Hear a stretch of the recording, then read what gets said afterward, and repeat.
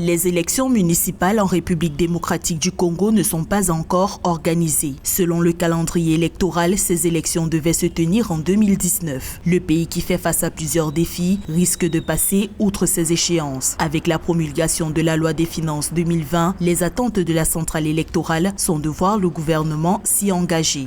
Pour faire maintenant les élections dites locales et municipales, il faut débourser plus de budget que ce que nous avions déboursé pour les trois dans ces pays continents, sans infrastructure.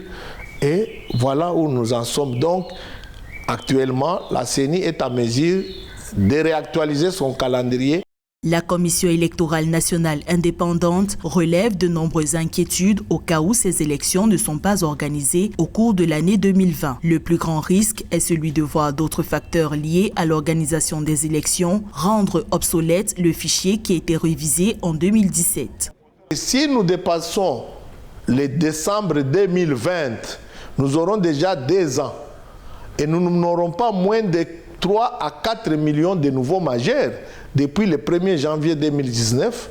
D'où, même s'il faut faire ces élections, il faut débourser l'argent. Et avant que le fichier de 2016-2017 ne soit obsolète. L'effectivité de l'alternance s'accompagne avec ces scrutins à la base, surtout dans le contexte de la décentralisation du pouvoir que le pays expérimente depuis 2015. Pour bon nombre d'observateurs, le doute persiste quant à l'organisation de ces scrutins au cours de cette année. Pour rappel, les 2 précédents cycles électoraux de 2006 et 2011 se sont aussi déroulés sans les élections locales.